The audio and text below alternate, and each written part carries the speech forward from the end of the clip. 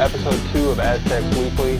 I'm Daren, and after our first show last week, we got a pretty good response, so we're going to keep doing it. Weekly netcast about everything San Diego State, and basically San Diego State sports. Joining me on the phone this week is my co-host BT. BT, you there? Yeah, what's up? How's everybody doing this week? And anyway, so got a few topics on the table. Obviously, men's basketball coming off a pretty tough week, in my opinion. Last 2 games, basically getting embarrassed in the Mountain West Conference Championship game Sunday to find out where they're going in the tournament. Playing NC State, who, I mean, let's be real here. If you want to consider yourself a top 10 team, you need to beat teams like NC State. And they got bounced in the first round, and pretty. It wasn't even really close. And so kind of capped off the discipline. I think the size of NC State was just too much.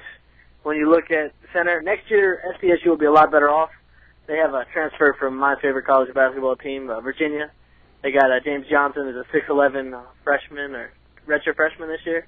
They'll be able to play next year with them, and it'll give them that size they need. But this year they just really lack that size inside.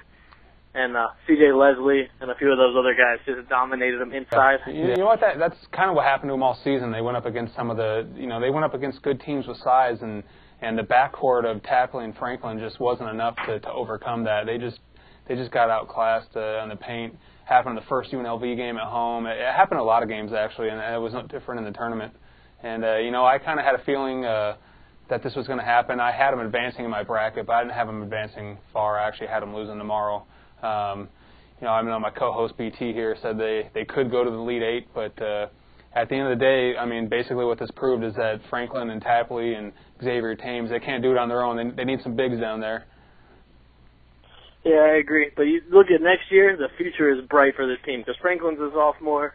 A bunch of other guys, like I said, the transfer coming in, they're going to be well off next year. This year was supposed to be a rebuilding year, and they still make it to the NCAA tournament and win first seed in the Mountain West bracket. So future's bright for these guys. And that brings me to my next point. Overall, you can't consider this season anything but a success. I heard some of the local radio shows. We got a lot of homers out here in San Diego, but they're wearing their rose-colored glasses, talking about how this team can make it to a Final Four and Elite 8. I mean, I never saw that. This team definitely overachieved this year. I thought the emergence of Jamal Franklin winning the Mountain West Player of the Year. They said something on the telecast yesterday. He's second in the nation in points differential from last year to this year, and they actually showed a stat up on the TV that showed his points last year and this year, just his numbers overall, and it's actually crazy. So, if he could stay out of trouble in the off season, this team's definitely pointing up, and it's going to be exciting to see what they have in store for us the next couple seasons. Yeah, like I said, I'm looking forward to next year. Next year is going to be a bright spot. This year I said I could see them going to the Elite 8, but that was with, extreme circumstances. And unfortunately, they just weren't able to pull it out this year. Yeah, I think that the fact that the Mountain West Championship and the first round tournament game, the fact that they weren't close was a little disappointing to me. I mean, that's, I think more than anything, that's kind of what upset me more than anything. But, at the end of the day, a lot of people love Tim Shelton. I hear so much about him being a great leader. And you might disagree with me, BT. Being a great leader is all fine, but at the end of the day, you need somebody that's going to produce. And I know he's battled some knee injuries, and he's a great guy. I'm not trying to sit here and hate on him, but he just didn't put up any numbers. Aside from taking charges, you definitely saw the missing Billy White, Malcolm Thomas, and Kawhi Leonard. Yeah. I mean, you look at one of the leading rebounders was Jamal Franklin, who's a guard/small forward. Kind of like, you really don't have that inside presence that's going to bully people around like Thomas and Kawhi did last year. Yeah. To me, the biggest disappointment that I took from the game was Tim Shelton's performance as his last collegiate game. No points, 2 rebounds. Tough way to go out for him. Garrett Green didn't really have a spectacular game either. And when push came to shove, the bigs just kind of got manhandled for the Aztecs. So, with that being said, look forward to next season and what's going to happen there. You got anything else to add to men's basketball there, BT? That's it. So, real quick, moving along, we got women's basketball. They open tournament play against LSU tomorrow. Couple things. I'm not going to sit here and pretend like I've watched every Aztec women's game because I haven't. But LSU, just judging by their record, a lot of people aren't giving the Aztecs much chance to win that game, but we'll see what happens. I know. Last year they went to Texas and beat a few other teams that advanced pretty well. I just don't understand how a 27-6 team can get a 12 seed. How does that happen? You go 27-6 in the men's league, and you're a 5 or a 6, not a 12. Yeah, I don't like I said, I don't claim to know everything about women's basketball, but I don't know. Was the Mountain West Conference in women's basketball just that bad this season? That's from what I was understanding before the Mountain West tournament, that if they didn't win the tournament, they were not going to make it into the round of 64, March Madness, which is pretty sad considering their record.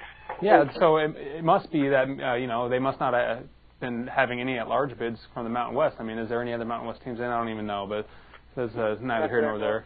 One thing that is, they have Courtney Clemens, who was the Mountain West Player of the Year. She's getting all kinds of awards. She's averaging almost 18 points a game. So when you got players that could dominate on any given day, you never know what's going to happen. So wish them all the luck tomorrow. And absolutely. So we'll see what's up. Beth Burns has done an amazing job with that team too. She doesn't get nearly as much like Coach of the Year recognition as Steve Fisher got this year with the Aztecs, but Beth Burns is one hell of a coach. Yeah. Oh, yeah. No, she's she's starting to get a little bit of recognition, and obviously, women's basketball in general, as opposed to men's, doesn't get the recognition. So I could see where that have. As far as the coaching goes on the basketball teams, the Aztecs are definitely in good hands.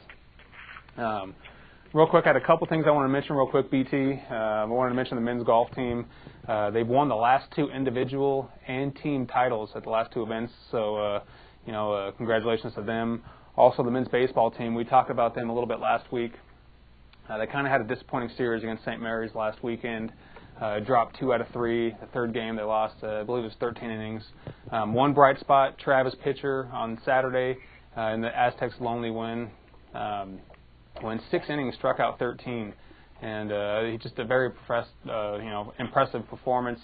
He's actually the only Aztec starter to have a win this season. I think he's 2-0. So congratulations to them. Both very good teams. I know the men's golf is number 12 in the nation right now. Yeah, I'm glad you mentioned that. Yeah, very underappreciated in the athletics department. Definitely, and. Baseball's got a big series this weekend. We usually tape this show on a Friday. They've actually already gotten off to a pretty bad start. They lost last night. They opened conference play, and New Mexico 5-10 going into this series. I thought that would be a great statement if San Diego State could come out and win 2 out of 3, maybe even all 3. But obviously that's not going to happen. They dropped last night.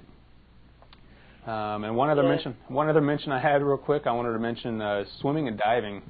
Kristen Meyer and Anna Steiner qualified to participate in the NCAA Swimming and Diving Championships. So congratulations to them. And with that being said, we got a couple new segments on Aztecs Weekly. And one of them is a question for BT. He's those of you that don't know, BT does some other shows, BT on PMLB, where he talks all sports. He's very knowledgeable in football. And my question for you this week, BT, is I want to know what you consider Ryan Lindley and Ronnie Hillman's NFL future. I want to know what you think they're gonna do in the NFL. I think if Ryan Lindley could hone in his accuracy a little bit, then he could definitely be a serviceable starter/backup, sort of like Billy Volek. He's got a very live arm. It's just incredible, but his accuracy is just a little bit all over the place. He can make all the throws that is needed in the NFL, but his accuracy is just lacking just a little bit.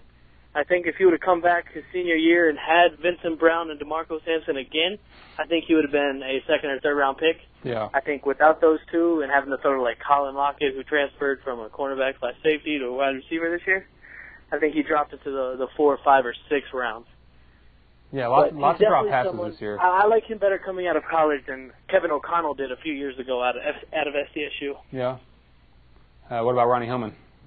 Ronnie Hillman, I see, if he would have stayed another year or two, would have easily been a number 1 pick. I think this year he falls down into round 2 or 3, late 2, mid 3s.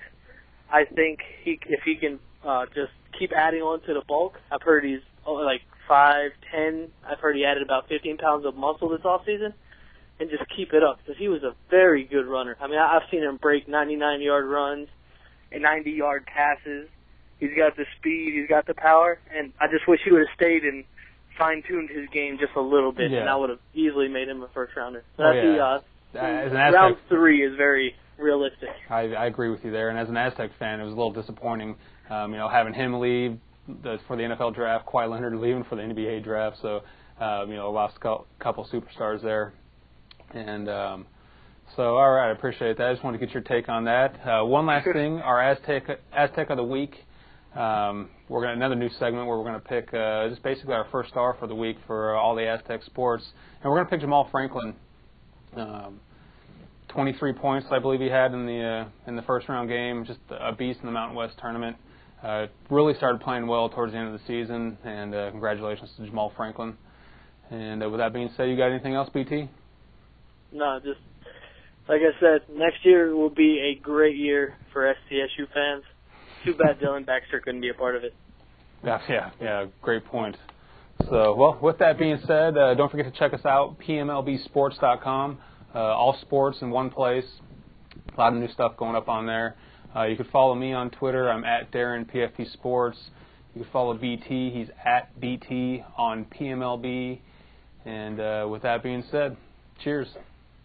Have a good one. Actually, if I can interject, I would like to, I'm the producer in the shack. I would like to say that on the side of Aztecs Weekly on PMLB Sports, there will be the live feed for the Aztec games, too. So. Oh. There you go. There you go. Sorry to drop in, guys. There you have it. So we'll see you guys next time. Thank you. Cheers.